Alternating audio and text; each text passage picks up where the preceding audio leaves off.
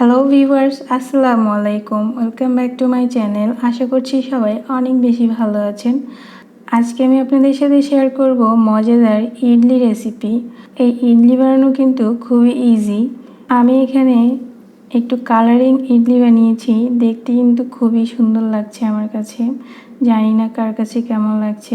তো চলুন রেসিপিটি দেখে নেওয়া যাক। এখানে আমি 3 কাপ পরিমাণ চালের গুঁড়ো নিয়েছি।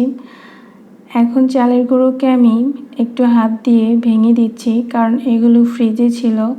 আপনি যদি এভাবে ফ্রিজ থেকে বের করে এরকম ইডলি বানাতে চান, তাহলে আমি বলবো এই চালের গুঁড়োটাকে 5 বা 10 মিনিটের জন্য চুলায় হালকা আঁচে একটু টেলে নেবেন। তাহলে আপনার ইডলিটা খেতে খুবই সফট হবে এবং খুব মজা হবে।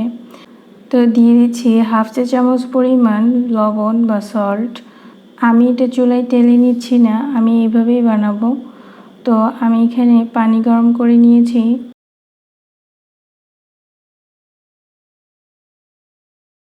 এখন আমি দিয়ে দিব ফুটন্ত গরম পানি। পানিটা কিন্তু অবশ্যই বলক তোলা খুবই গরম হতে হবে, না হলে কিন্তু আপনার ডোটা সুন্দর হবে না। আপনি চাইলে এই ডোটা চুলায় আপনি প্যানে করে নিতে পারেন, সেটা বেশি ভালো হবে। আমি আজকে চুলায় করছি না, আমি এভাবেই গরম পানি দিয়ে করে নিয়েছি। তো এখন আমি এই ডোটাকে দুটো ভাগ করে নিয়ে নিয়েছি। এক ভাগে আমি একটু ফুড কালার ইউজ করব, আর এক ভাগে আমি সাদাই রাখবো। তো আমি এখানে ফুড কালার দিয়ে দিচ্ছি। আপনারা চাইলে এই ইডলিগুলোতে নারকেল এবং চিনি মিক্স করেও দিতে পারেন। যারা একটু মিষ্টি পছন্দ করেন তারা এই কাজটা করতে পারেন। আমি এখানে মিষ্টি ইউজ করছি না।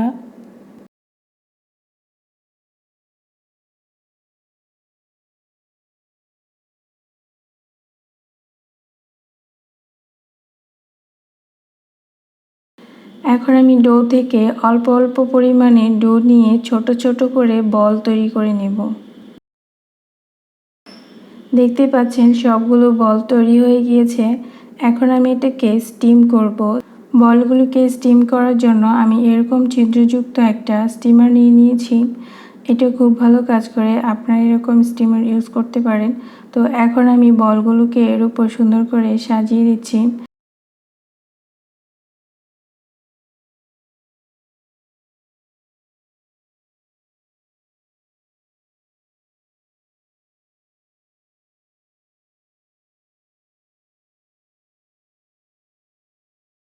এখন আমি চুলায় পানি গরম দিয়ে দিয়েছি। এখানে হাঁড়িতে অর্ধেক পরিমাণ পানি দিলেই হবে, সম্পূর্ণ ভরে দেওয়ার কোনোই প্রয়োজন নেই। এখন আমি এই বলগুলোকে এই হাঁড়ির উপর বসিয়ে দিলাম। এখানে আপনারা যখন এরকম হাঁড়ি নেবেন তখন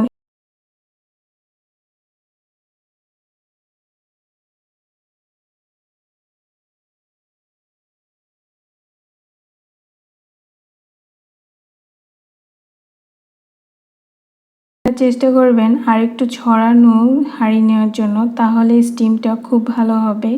তো আমি প্রথমে এই হাঁড়িতে দিয়েছিলাম, পরে আরেকটা ছড়ানো হাঁড়িতে দিয়ে দিয়েছি। দেখুন আমি এরকম হাঁড়ি ইউজ করেছি, এটাতে খুব ভালো স্টিম হয়েছে বলগুলো। তো আমার বলগুলো রেডি হয়ে গিয়েছে।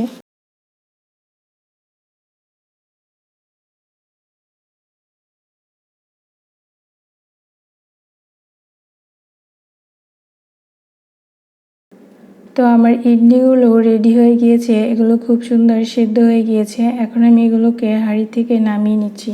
দেখুন কালারটা কত সুন্দর লাগছে। এখানে এই কালারটা কিন্তু গোলাপি ছিল, স্টিম করার পর এটার কালারটা একটু গাঢ় হয়ে গিয়েছে, খুব সুন্দর লাগছে দেখতে। তো এই ইডলিগুলো আপনারা এভাবেও খেতে পারেন, আবার এটাকে কিভাবে খেতে হয় আমি নেক্সট ভিডিওতে দেখিয়ে দিব। এই ছিল আমার আজকের রেসিপি। যদি আমার রেসিপিটি ভালো লেগে থাকে তাহলে অবশ্যই লাইক এবং সাবস্ক্রাইব করে পাশেই থাকবেন। আর পরবর্তী ভিডিও দেখার আমন্ত্রণ জানিয়ে এখানে বিদায় নিচ্ছি। আল্লাহ হাফেজ।